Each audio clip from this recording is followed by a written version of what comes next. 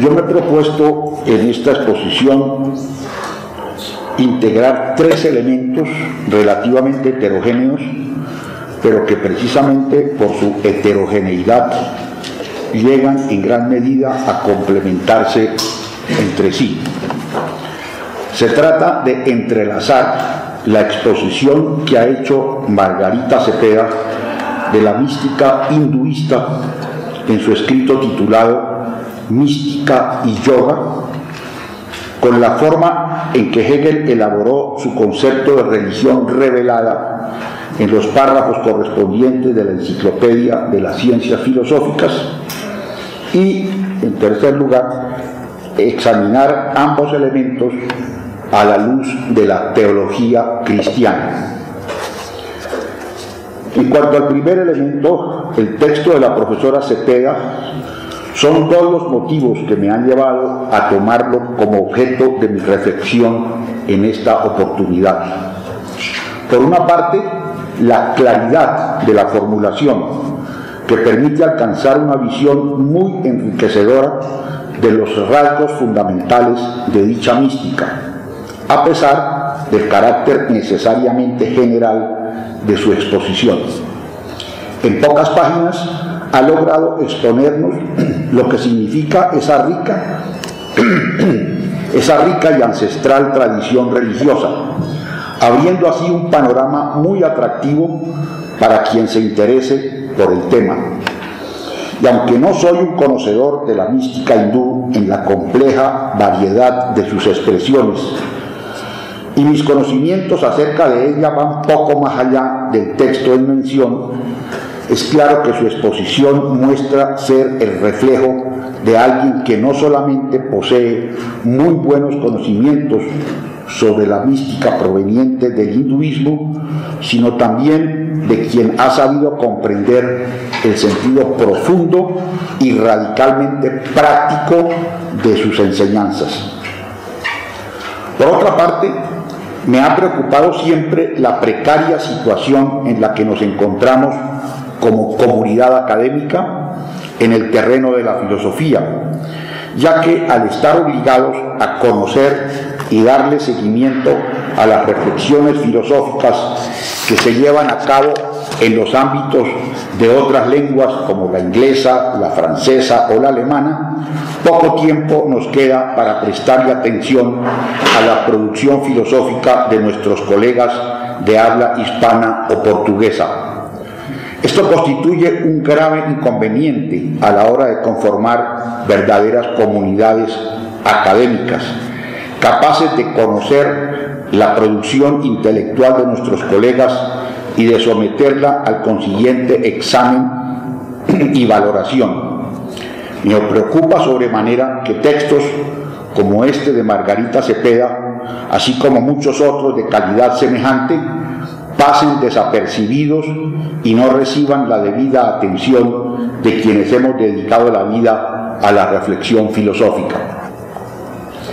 En lo que respecta a los textos de Hegel, con los cuales me propongo confrontar la exposición sobre la mística del hinduismo, lo hago movido por un interés que he tenido desde hace ya algún tiempo. En efecto, cuando tuve ocasión de conocer la posición de Ernst Tugendhat acerca de la relación entre religión y mística, pude constatar cómo dos pensadores tan diferentes como Tugendhat y Hegel podían llegar a conclusiones tan semejantes con respecto al complejo fenómeno de la religiosidad. No se trata, por supuesto, de identificar ambas posturas, ricas en profundas y significativas divergencias, sino de comprender cómo y por qué pensadores que reflexionan desde horizontes tan dispares y con metodologías tan diversas puedan llegar a acercarse de manera significativa cuando se trata de analizar desde la filosofía la experiencia humana de la religiosidad y sus manifestaciones culturales. Esta impresión se vio además reforzada por la forma como otro pensador esta vez teólogo católico, llegaba a conclusiones sobre las relaciones entre religión y mística que, a pesar de sus marcadas diferencias e incluso contraposiciones, mostraban elementos homogéneos con los de Tugendhat, muy dignos de ser tenidos en cuenta. Se trata, en este caso, de Joseph Ratzinger, el pontífice romano dimitente y uno de los teólogos católicos más reconocidos desde mediados del siglo XX. Ya sobre esto he tenido oportunidad de pronunciarme en otras ocasiones. Así pues, lo que me interesa de Hegel en esta exposición es mostrar cómo su lectura, que busca someter el cristianismo a los cánones de la razón, a la vez que salvaguardar toda su compleja y profunda verdad, termina identificándolo como una forma de mística. Creo que su visión del cristianismo nos permite comprender mejor cuál es el punto nodal de la divergencia entre ambas formas de religiosidad, la mística y la fe cristiana. La introducción de la perspectiva hegeliana sobre el cristianismo como religión revelada sirve así de verdadero líquido revelador que nos hace ver con claridad lo que cabe llamar la novedad del cristianismo, a la que el teólogo Ratzinger se refiere como revolución monoteísta. Comienzo entonces recordando algunas de las líneas generales de la exposición de la profesora Cepeda. Luego de unas reflexiones introductorias sobre la relación entre mística y práctica y sobre la experiencia de unión o de no dualidad que caracteriza a dicha mística, la atención se centra en primer lugar en la visión que tiene el Vedanta Advaita sobre esa unidad, o como dice Cepeda, sobre eso. La frase que resume allí la exposición es la siguiente: yo soy eso. Pasa luego a exponer los tres senderos del yoga, según el Bhagavad Gita, a saber, el de la sabiduría, el de la acción y el de la devoción. Senderos que en realidad vienen a conformar uno solo.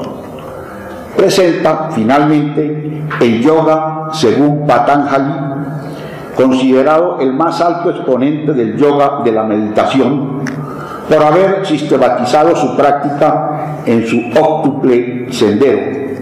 Su visión del yoga, dice Cepeda, rima bien con la visión del Vedanta Advaita, según la cual donde vemos el mundo, el todo de lo que es, en realidad solo está Brahman, en una relación que no es la de causa a efecto, sino la de principio activo de manifestación, a manera de la que existe entre los pensamientos y la conciencia. No voy a entrar a detallar estos 8 senderos o peldaños, porque no son ellos el objeto central de mi reflexión.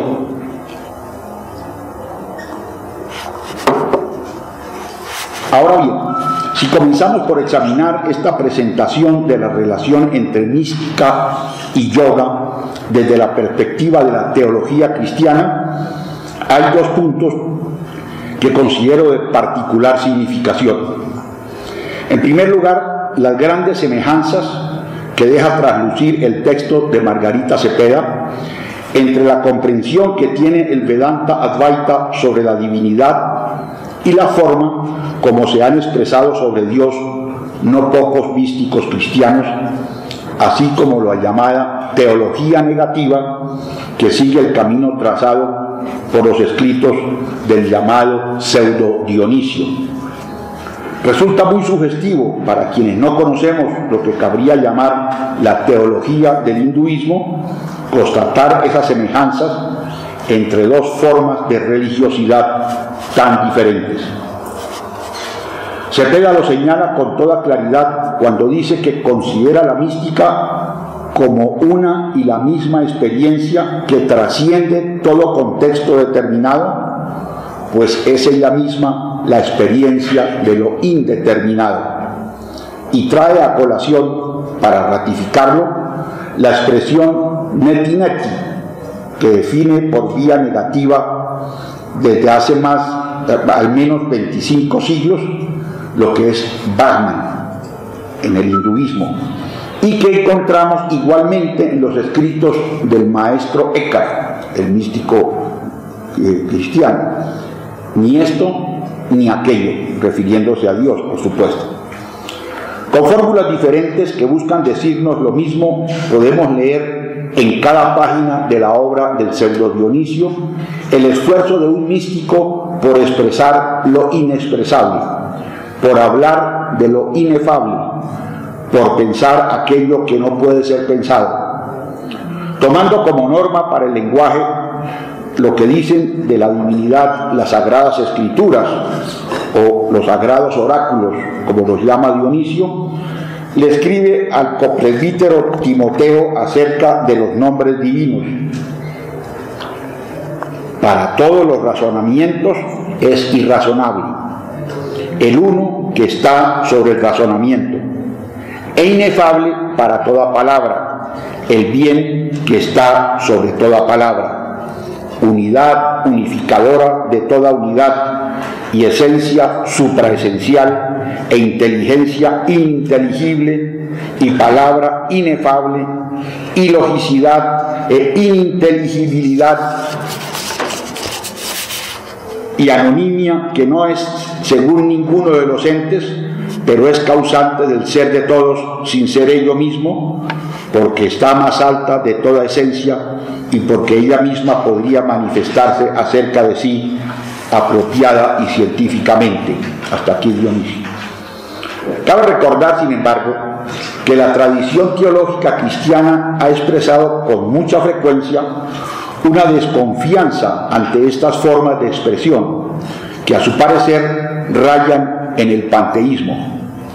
Pero la raíz de esa desconfianza no habría, creo yo, que buscarla en las formas mismas que utiliza la mística para expresarse sobre la experiencia de lo inefable, que, como bien puede verse, son muy semejantes en los místicos cristianos, sino, como espero mostrarlo, en la diferente antropología que acompaña a la mística no cristiana y al cristianismo.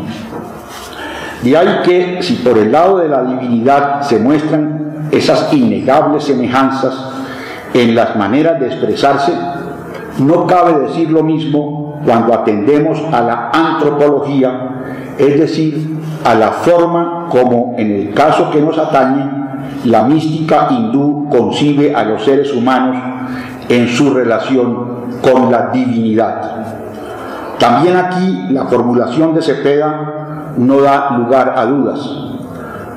Al explicarnos la expresión que a su parecer viene a resumir la doctrina del Vedanta Advaita, yo soy eso, es decir, yo soy Brahman, ella nos dice: ordinariamente no nos damos cuenta de eso. Estamos centrados en la perspectiva del yo, identificados con un cuerpo físico que consideramos nuestra propiedad y con unos procesos mentales que creemos definitorios de aquello que somos. Este yo es el ego, inmerso en tensión y carencia, y por supuesto no lo vemos como idéntico a Brahman. Esta cita nos permite ver cómo la contraposición que se establece entre Brahman y el yo es radical, pero lo es de manera particularmente significativa, ya que no se trata de una contraposición entre un yo y un tú, sino de una contraposición entre el todo y la nada, entre el verdadero ser y el no ser. La no identidad del yo y el Brahman es para el Vedanta Advaita, nos dice la profesora Cepeda, una simple ilusión, fruto de la confusión de lo real con lo irreal, de la falsa atribución de realidad a aquello que no es. Es cierto que también en la tradición de la mística cristiana, como lo muestra muy bien el archimandrita José Saravia para la tradición de la Iglesia Ortodoxa, se habla de 3 etapas de la vida del creyente, espiritual del creyente.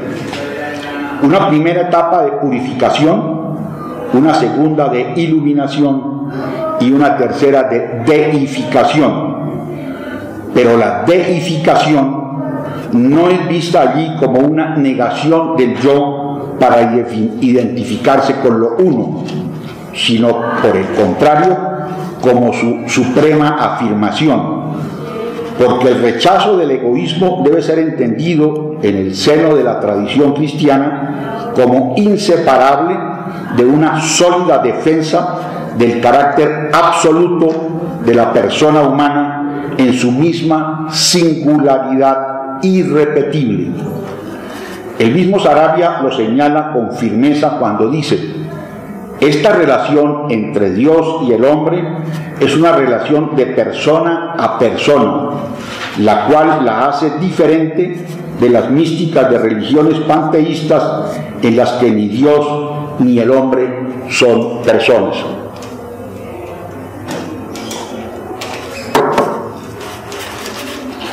En este punto, precisamente, encuentro en el texto de Margarita Cepeda unas formulaciones que merecen especial atención, porque juegan un papel muy importante en su exposición, a la vez que se prestan para su cuestionamiento.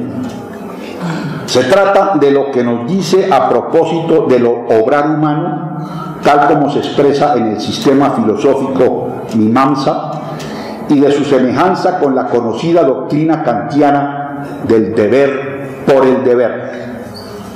Porque la doctrina kantiana ha sido objeto de no pocas críticas, entre otros por parte de Hegel, quien llega a ver en ella un claro indicio de lo que bien podríamos llamar el fanatismo de la propia conciencia. Recordemos para ello la bien conocida afirmación unilateral que encontramos en el inicio de la fundamentación para una metafísica de las costumbres.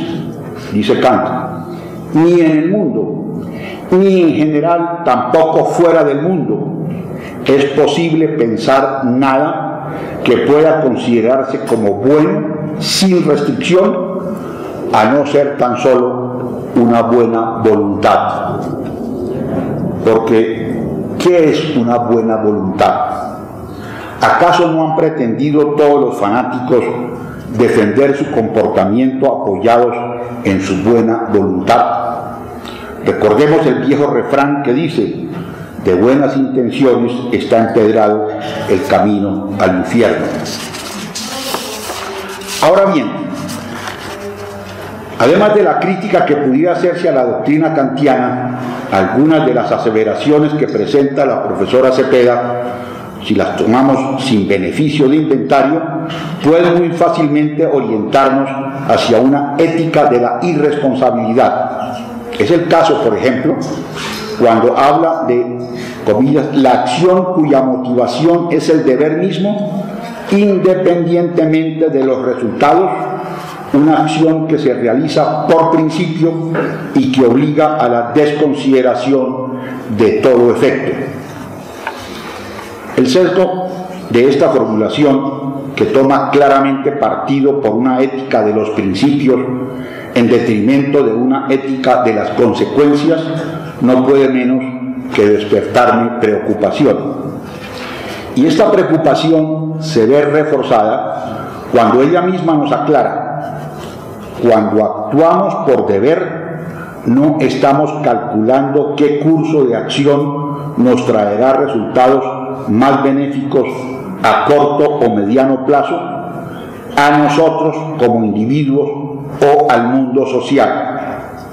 Y yo subrayo esta última parte de la frase: a nosotros como individuos o al mundo social, porque me parece que con ella se están identificando dos niveles muy diversos en el campo de lo ético.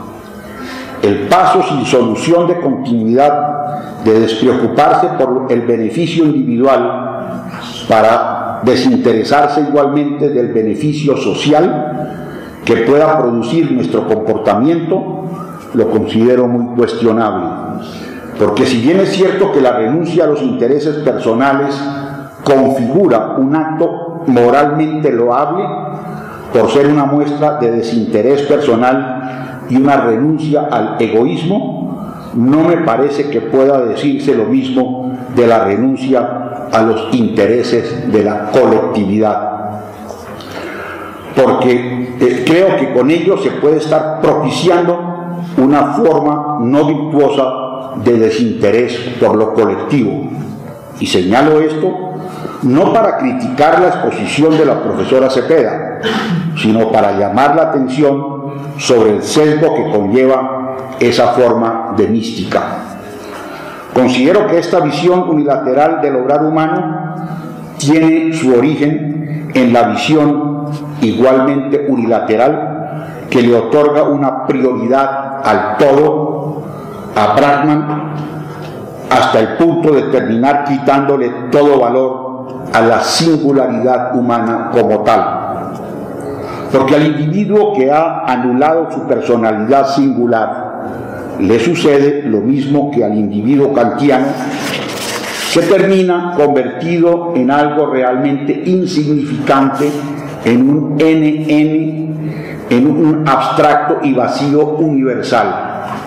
Y es entonces cuando se nos dice algo que con un lenguaje sin duda muy poético, que bien podría ponerse en los labios de San Francisco de Asís, puede igualmente, sin sufrir mayores cambios, brotar de los labios de un fanático político o de un fanático religioso. Oigamos. Entonces la acción como tal cobra todo su sentido. Se vuelve algo así como poiesis, una acción creadora que encuentra su fin en sí misma y no en algo más allá de ella, un juego que se juega por el placer de jugarlo, independientemente del perder o del ganar. En el fuego del acto de ofrenda se disuelven en uno y el mismo ser lo ofrendado, el ofrecer y a quien se ofrenda, y la acción llega a ser como la acción del fuego mismo, que todo lo transforma en fuego, la acción de Brakman mismo. Por supuesto que no pasa por mi mente pensar que la mística hindú, como ninguna otra de las grandes místicas de las grandes religiones, que la mística hindú deba ser leída al pie de la letra, ya que todas ellas pretenden expresar experiencias que el místico considera inefables. Sería tan insensato como pretender interpretar el lenguaje poético al pie de la letra. Pero considero que desde una perspectiva a la que bien le cabría el apelativo de occidental, enraizada en la tradición judeo-cristiana, resulta importante contrarrestar esa tendencia unilateral que yo calificaría de antinominalista, tendencia a negar el valor de lo individual, del singular, del yo, porque esa tendencia considero que lleva un peligro.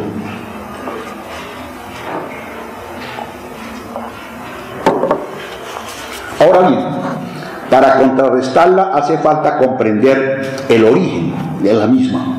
Y es ahí precisamente donde un corto rodeo por el pensamiento de Hegel creo que puede ayudarnos.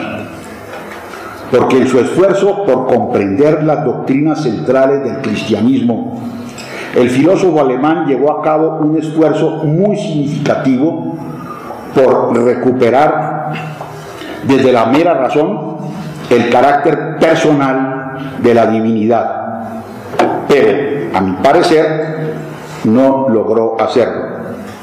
Y examinar por qué no logró hacerlo creo que nos permite comprender mejor el punto donde la doctrina cristiana así como la teología que la acompaña, establecen su verdadera diferencia con respecto a una mística, como la que encontramos expuesta en el artículo de Margarita Cepeda y a la que he tomado como referente en esta ocasión. Tomemos para ello el parágrafo 564 de la Enciclopedia de las Ciencias Filosóficas, con el cual se da inicio a la exposición del concepto de religión desde la perspectiva estrictamente especulativa o conceptual, y allí podemos leer lo siguiente. En el concepto de la religión verdadera, es decir, de aquella cuyo contenido es el espíritu, reside esencialmente que ella sea revelada, subraya Hegel, que ella sea revelada, y precisamente revelada por Dios. Y luego nos explica por qué ello es así. En efecto, dice, en tanto el saber, principio en virtud del cual la sustancia es espíritu, como forma infinita que está siendo para sí, es lo autodeterminante, palabra que subraya, repito, en efecto, en tanto que el saber, como forma infinita que está siendo para sí, es lo autodeterminante, este saber es sencillamente manifestar. El espíritu solo es espíritu en tanto es para el espíritu, y en la religión absoluta es el espíritu absoluto el que se manifiesta, no ya momentos abstractos de sí, sino él mismo a sí mismo. Yo voy a tratar de no perderme en la densidad de este párrafo, densidad que es característica de casi todos los parágrafos de la enciclopedia. Para ello voy a entresacar los elementos que considero fundamentales para el propósito que me interesa aquí.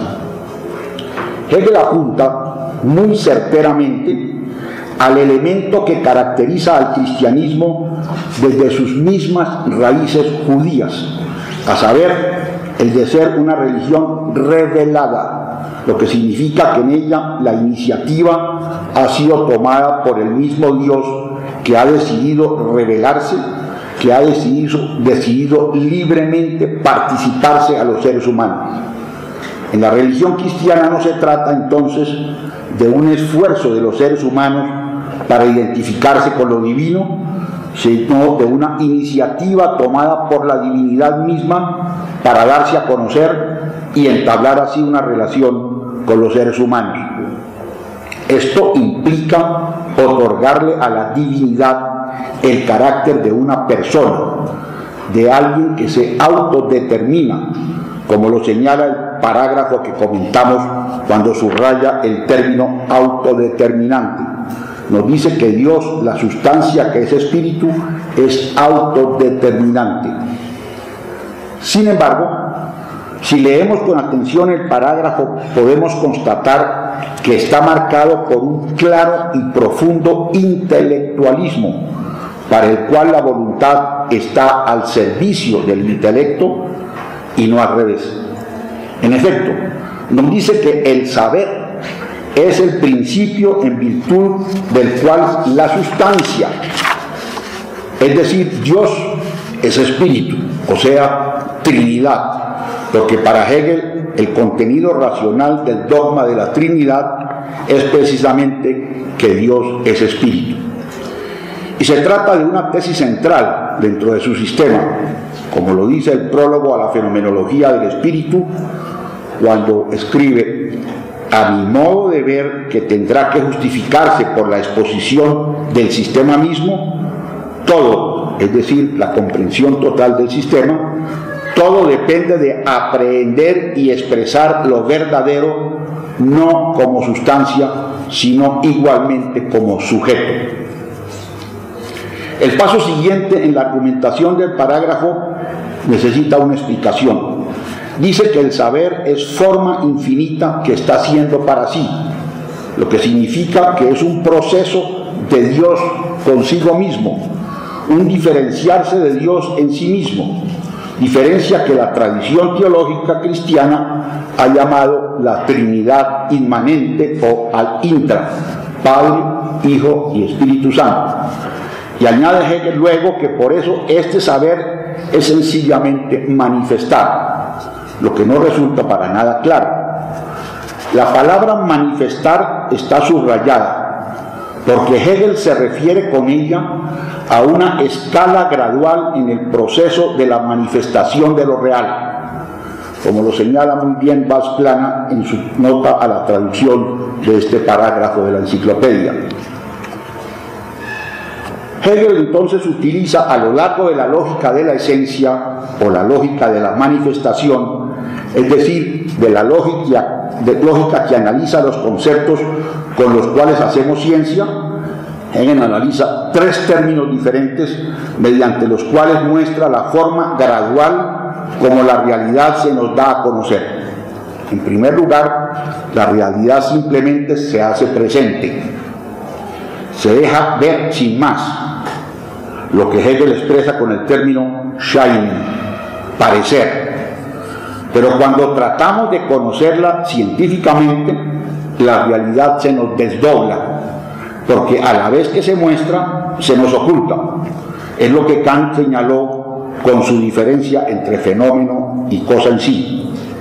Hegel utiliza para esta segunda forma Erscheinen, mostrarse, la realidad se muestra, término que hace referencia a Erscheinen, o sea, a fenómeno.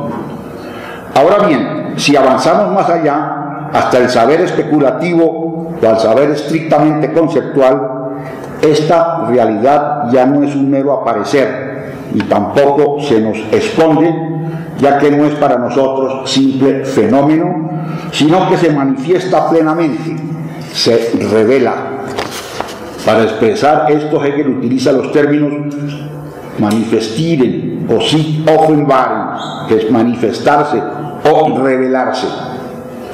Por eso, cuando el parágrafo que comentamos dice que el saber, en tanto que autodeterminante, es sencillamente manifestar, lo que quiere decir es que Dios, como puro saber de sí, tiene que llegar hasta su más plena manifestación o revelación.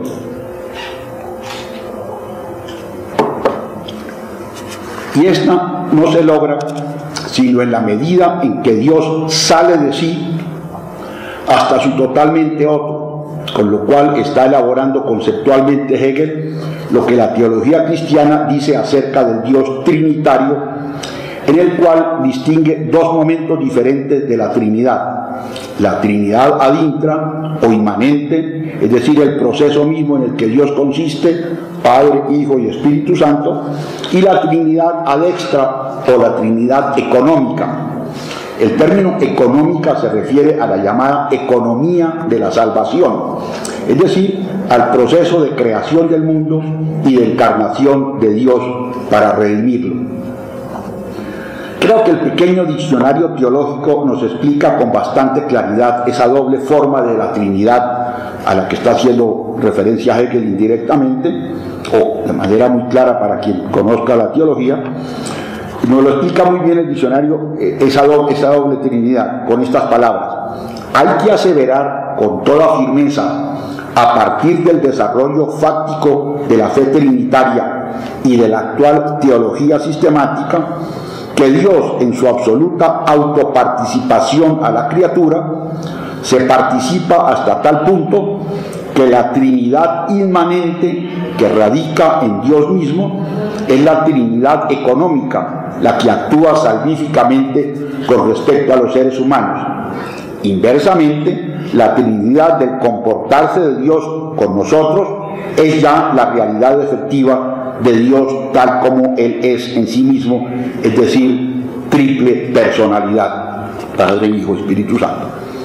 De modo que lo que Hegel busca exponer en el parágrafo 564 que venimos comentando es el sentido conceptual de la doctrina de Dios trino y uno, al interpretarla como forma de expresar la realidad efectiva de la naturaleza de la divinidad en tanto que espíritu, porque él considera que ese carácter espiritual de la divinidad no puede ser real no puede realizarse de manera efectiva si no llega hasta su total y absoluta exteriorización en la creación del mundo, en la encarnación de Dios en Cristo y en la redención del género humano. Con lo cual, Hegel cree haber traducido a un lenguaje conceptual el carácter personal o espiritual del Dios cristiano. Sin embargo, como buen racionalista, Hegel no logra recuperar en su lenguaje conceptual el paso más significativo de la doctrina cristiana. Este paso consiste en reconocer en Dios una prioridad fundamental de la voluntad con respecto al entendimiento, porque para la teología cristiana Dios no tiene que manifestarse. Su revelación, así como la creación y la redención, no son momentos que se derivan necesariamente de su naturaleza.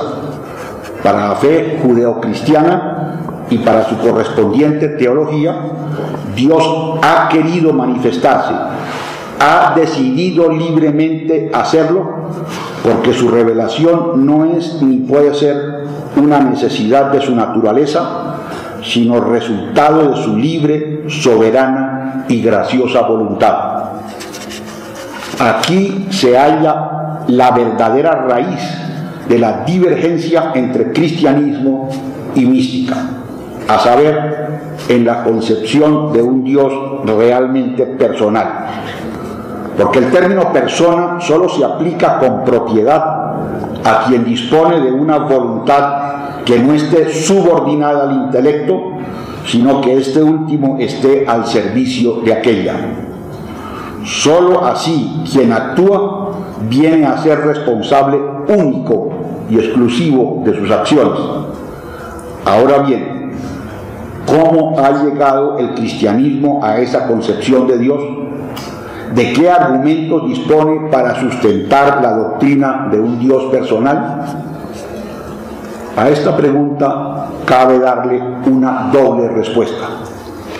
Por una parte se tiene la idea de un Dios que se revela, tal como aparece ya a todo lo largo del llamado Antiguo Testamento, es decir, de aquellos libros de las Sagradas Escrituras que el cristianismo heredó de sus orígenes judíos. En esos libros que narran las experiencias del pueblo de Israel con su Dios, todo aquello que puede verse como una fuerte antropomorfización de Dios, la cual se hace presente desde los primeros versículos del libro de Génesis, no tiene otro propósito que hablarnos de un Dios personal, de una divinidad que toma decisiones, que dispone de una voluntad autónoma y soberana. Escuchemos a manera de ejemplo un extracto de la narración del acto creador, texto de una sencillez y de una belleza innegables. Es una cita un poco extensa, pero la belleza me impidió cortarla más. Algo le corté, pero en el principio creó Dios los cielos y la tierra. Dijo Dios: haya luz, y hubo luz. Vio Dios que la luz estaba bien, y apartó Dios la luz de la oscuridad, y llamó Dios a la luz día, y a la oscuridad la llamó noche. Dijo Dios: haya un firmamento por en medio de las aguas que las aparte unas de otras. E hizo Dios el firmamento. Dijo Dios: produzca la tierra vegetación, hierbas que den semillas y árboles frutales que den fruto de su especie con su semilla dentro sobre la tierra. Y así fue. Dijo Dios: haya luceros en el firmamento celeste para apartar el día de la noche y valgan de señales para solemnidades, días y años. Y así fue. Y dijo Dios: hagamos al ser humano a nuestra imagen, como semejanza nuestra, y manden en los peces del mar y en las aves de los cielos y en las bestias y en todas las alimañas terrestres y en todas las sierpes que serpean por la tierra. Creó pues Dios al ser humano a imagen suya, a imagen de Dios lo creó, macho y hembra los creó. Ahora bien, si la idea de un Dios personal se halla en todas las páginas del Antiguo Testamento, la misma idea se ve reforzada y reconfirmada con la historia de la encarnación de Dios en Cristo y la correspondiente doctrina acerca del pecado del que Dios ha venido a redimir a los seres humanos.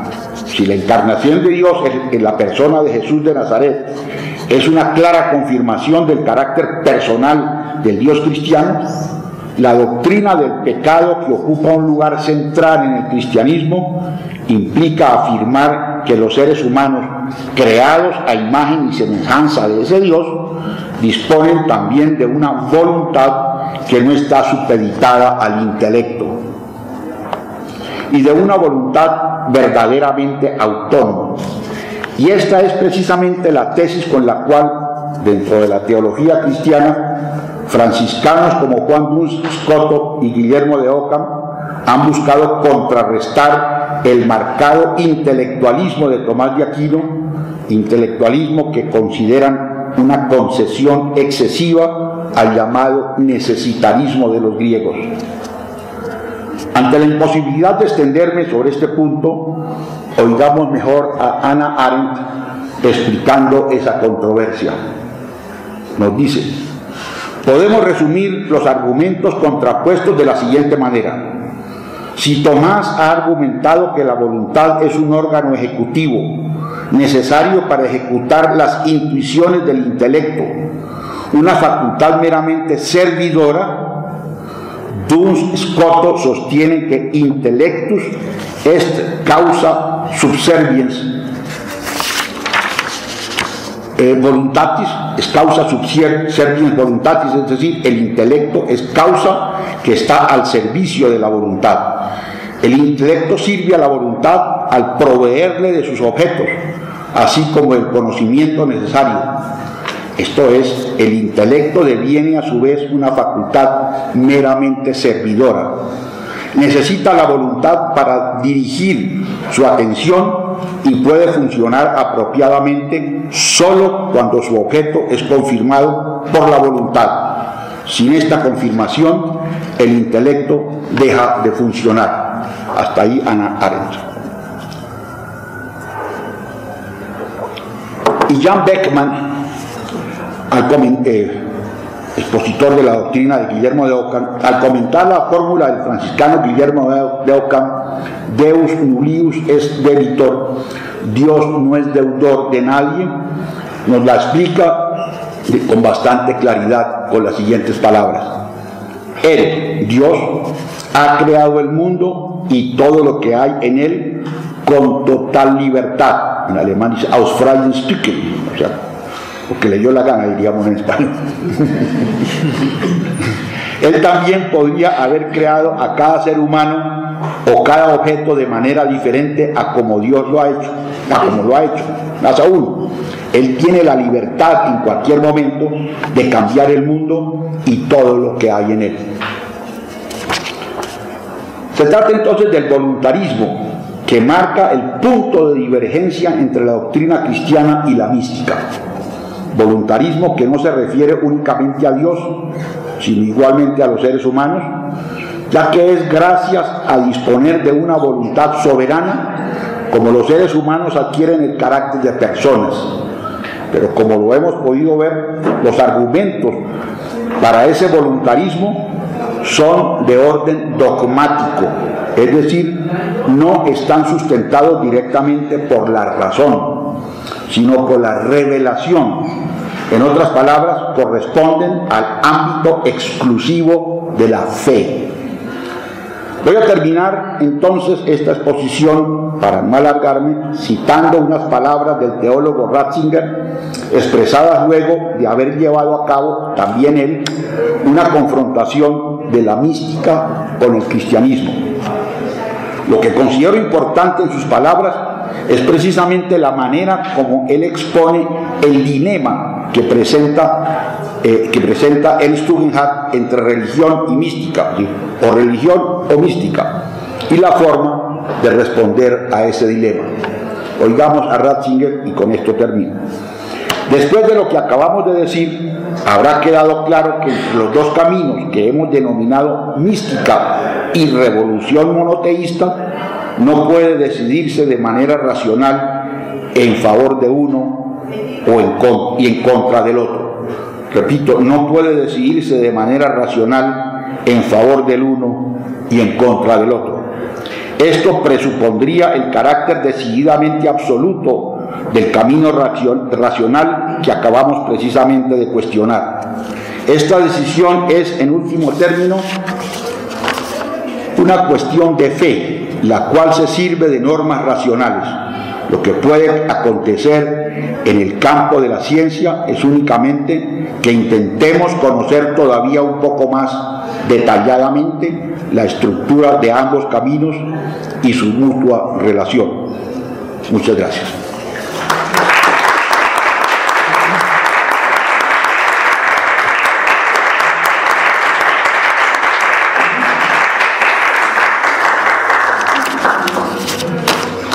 Teníamos unos 10 minutos para comentarios y preguntas.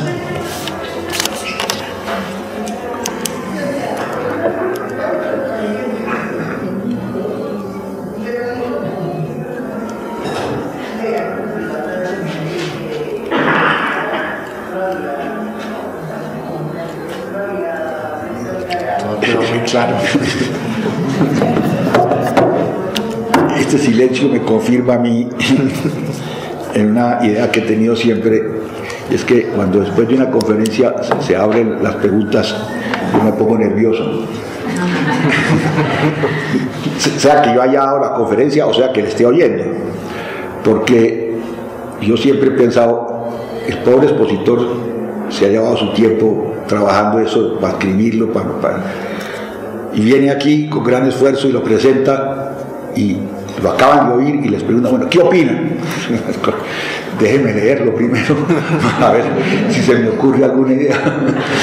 Entonces me parece muy normal que después de una conferencia pues nos quedemos un poco perplejos y ¿qué opinan? Pues ni siquiera la hemos masticado, hay que esperar a digerirla un poco para poder ser creo. Entonces yo entiendo perfectamente el silencio, se lo agradezco. Y creo que lo mejor es pasar a la siguiente conferencia. Muchas gracias.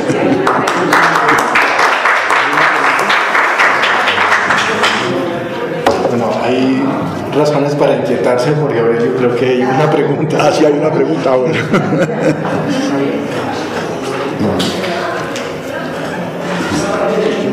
va a presentar yo mismo? Profesor, no, es sencillamente que usted ha tratado de delimitar de pronto la diferencia que existe entre la mística tomada de la tradición cristiana y la diferencia que hay entre otras místicas como la tradición hindú, la tradición de la India. Pero uno podría de pronto, digamos, ¿qué piensa usted? Más bien sería la pregunta. Del hecho de que algunos autores han tratado de centrar ese rasgo que caracteriza la mística, no en tanto el proceso de unión o el proceso de no dualismo que se alcanza en la unión mística, digamos, de la doctrina, que también es un punto central de esa diferencia, sino más bien en el aspecto, en el rasgo de la pasividad, es decir, que el sujeto suspende su voluntad termina entregado a una actividad. La mística, independientemente de que sea en la mística cristiana, por ejemplo, o en la mística hindú, un punto de conexión por encima de las diferencias sería precisamente ese rasgo pasivo,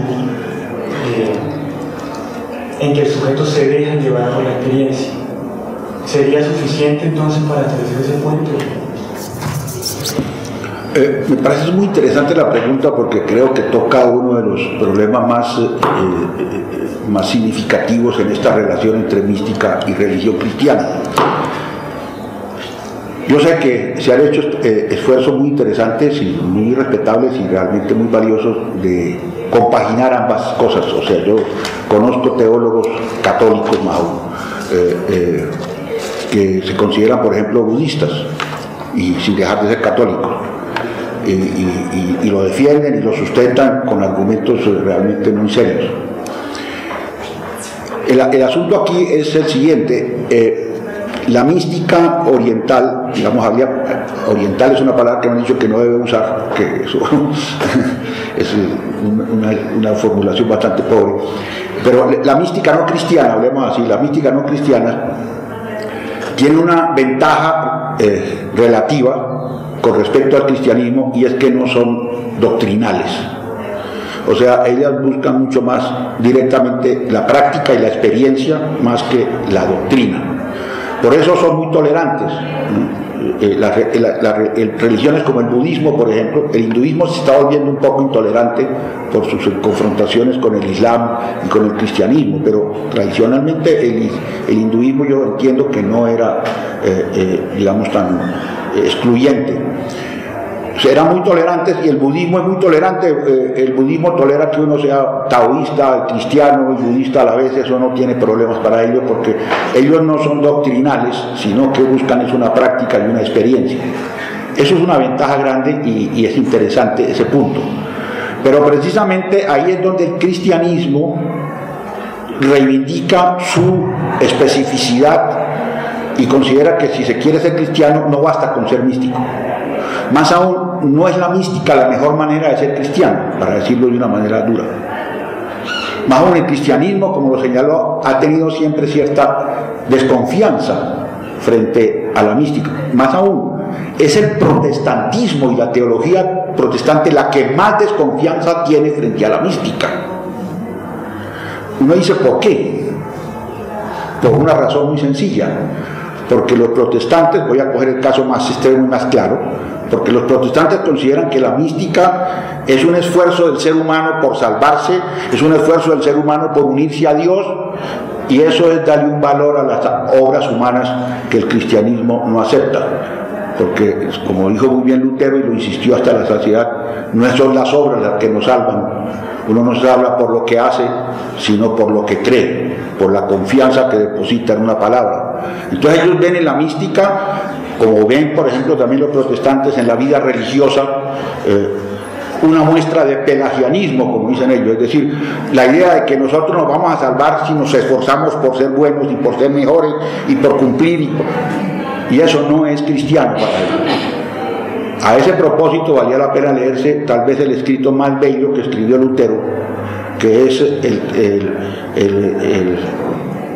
del libro, el de Servo Arbitrio, el escrito del panfleto, casi diría yo, pero que hizo contra Erasmo cuando la pelea con Erasmo, que los conocedores de Lutero consideran que es el texto más bello que escribió Lutero, el que él precisamente le critica a Erasmo su pelagianismo católico, por así decirlo, y defiende radicalmente lo que él considera el meollo del cristianismo, y es que nosotros nos salva Dios, nos salva Cristo, nos salva la fe y la confianza en Él, y no nosotros.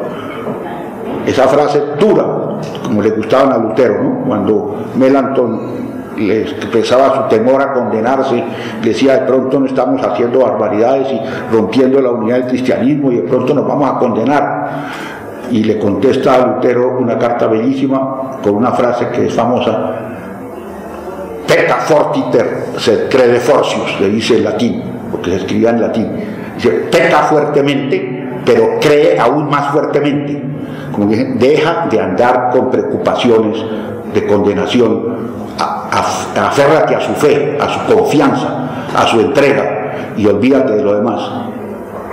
Y ese es el punto en que el cristianismo quiere salvar digamos, no contra, sino de distanciamiento frente a la mística.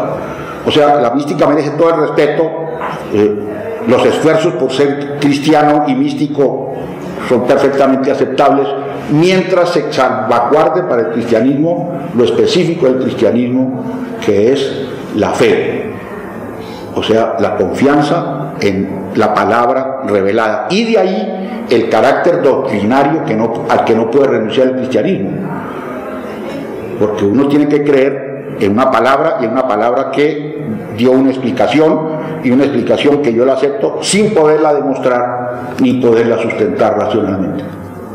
Entonces, ese es el punto, por eso es interesante la contraposición entre religión y mística. Tugendhat la ve como un out, como dicen, o esto o aquello. Creo que es una manera de verlo que tiene su valor, en el sentido en que él dice: yo no quiero ser cristiano, yo no quiero creer, yo no acepto que haya realidades por allá supranaturales o seres de otro género, de cero, o sea, yo no creo en esas cosas. Estamos en un mundo, digamos, ilustrado, en que se nos acabaron todos esos dioses y cosas de eso. Él quiere ser ateo, pero él no quiere ser un ateo a lo Nietzsche o a lo Freud, que no tiene sentido en la vida, o sea, que considera que la vida no tiene sentido. Dice, y eso lo dice muy bellamente, dice: yo soy ateo, pero no puedo pensar que la vida no tiene sentido. Y hay una frase hermosa que él dice: yo siento la necesidad, dice más o menos, de agradecerle a alguien todo lo que tenemos. Es una manifestación de un sentido profundamente religioso en Tugendhat. O sea, yo siento ganas de agradecer, de dar gracias, pero no sé a quién. Y el budismo y el taoísmo me han ofrecido una manera de encontrarle sentido a la vida sin tener que creer en dioses, etc. Entonces, en ese sentido, él contrapone duramente el cristianismo. Y en ese mismo sentido, pero desde la otra perspectiva, es que Ratzinger dice: es bueno que contrapongamos, porque un cristiano no se puede contentar con ser místico. Si quiere ser cristiano, no te puede contentar con ser místico. Ambos tienen, desde perspectivas contrarias, ambos van a insistir en que es bueno tener claro las diferencias. Es interesante ese fenómeno. Sí, me parece interesante la parte cuando habla de la Trinidad de Dios. Y decía que tenemos que conocer las dos partes, la parte mística y la parte cristiana. La parte cristiana, como dice, habla por revelación, ¿cierto? Revelación. Pero como Dios es espíritu, el hombre también es tripartita, según la doctrina cristiana. El hombre es cuerpo, alma y espíritu. Y la doctrina cristiana manda al hombre a andar en el espíritu. Y dice que las cosas espirituales se han de entender por el espíritu, no por la razón. Entonces, cuando nosotros desconocemos esa parte espiritual que nosotros tenemos como seres espirituales también, y entonces es cuando salimos de ese misticismo y como entramos a creer en esa voluntad y a creer en esa doctrina de la salvación, de la creación por Dios, salvación libre de condenación, porque ese es el sacrificio que hizo Cristo en la cruz, de ser libres de condenación. Simplemente Él ya pagó el precio, dice la doctrina cristiana, que Él ya pagó el precio por todos los pecados. Es cuando se crea la confianza del hombre en Dios, de su carga, de su estrés, de su caminar diario, de su angustia, de sus malas relaciones, qué sé yo, de sus malos recuerdos, de todo ese conjunto que lleva al hombre en sí, de esa carga de pecado, digamos así. Es cuando el hombre la descarga en Dios, y no es una justificación, es ya fuimos justificados, dice la palabra, que somos justificados por la fe, de creer en un Dios que perdona, un Dios que restaura, un Dios que levanta, que afirma y que bendice el caminar, o sea, da una dirección a la vida totalmente diferente a la mística, porque uno ve las poblaciones como en la India, tanta miseria, tanta necesidad, es mucho, nosotros nos pasamos por encima de eso, nosotros como colombianos, a lo que vive la población india, que es una vida de verdad miserable, mucho más miserable, porque la mística nos trae esa salvación en sí del concepto, salvación de voluntad, esa salvación de creer en alguien y, como decía, de darle las gracias siempre, solo porque ya tenemos vida, porque podemos estar en este centro aquí reunidos nosotros como intelectuales, diciendo quién es quién y qué es lo que voy a hacer. No, ya es una doctrina y es una doctrina, para mí, es una doctrina de verdad, que vale la pena porque es una doctrina de libertad, es una doctrina no donde dice que la razón, el intelecto sirve a la voluntad, ¿cierto?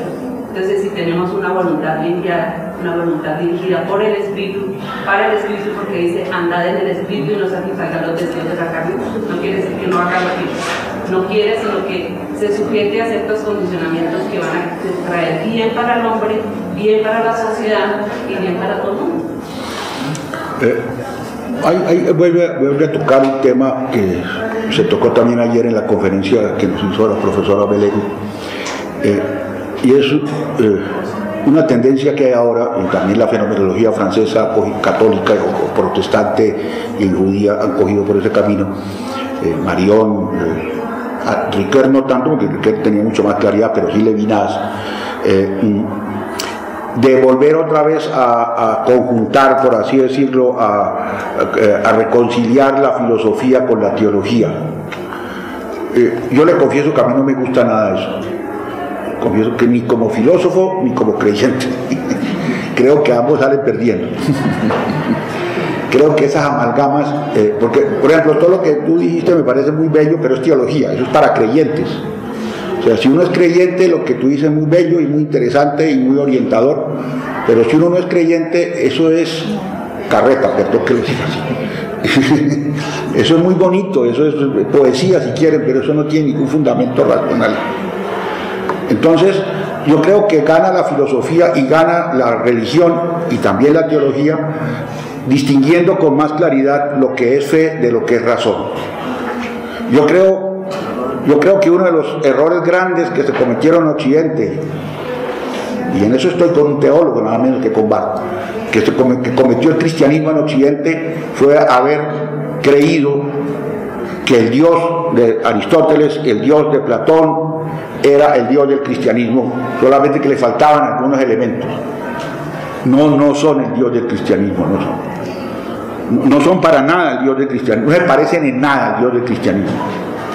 En ese Dios no hay que creer, en el Dios de Platón no hay que creer, ni en el motor inmóvil.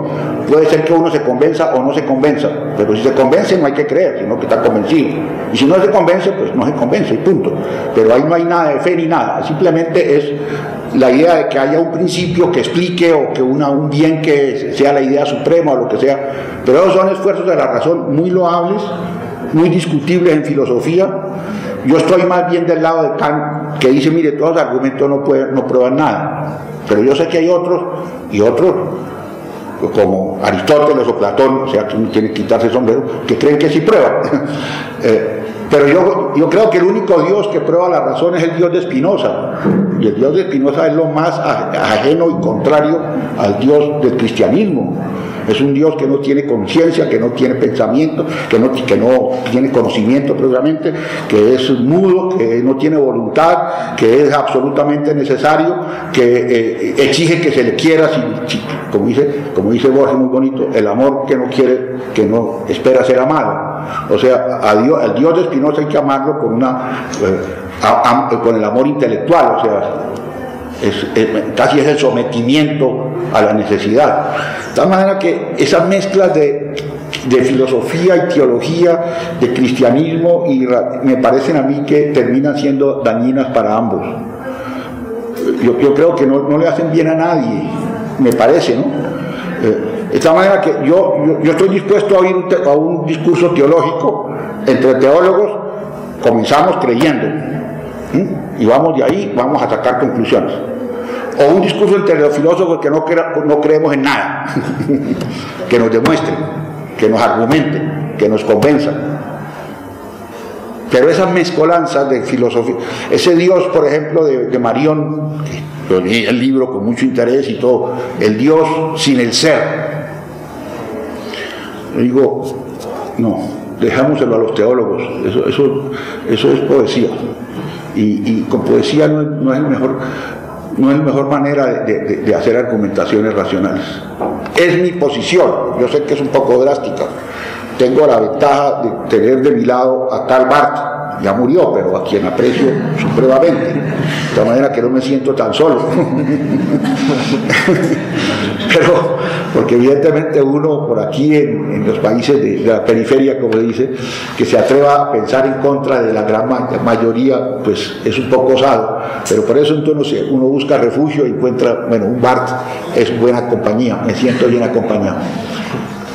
Pero yo sé que no es lo de ahora, o sea, hoy estamos en el otro camino de volver otra vez a juntar religión y filosofía y hacer que ser cristianos es lo mejor del mundo a la luz de la vera razón. No, a mí no me gusta eso. Muchas gracias, profesor Jorge Aurelio.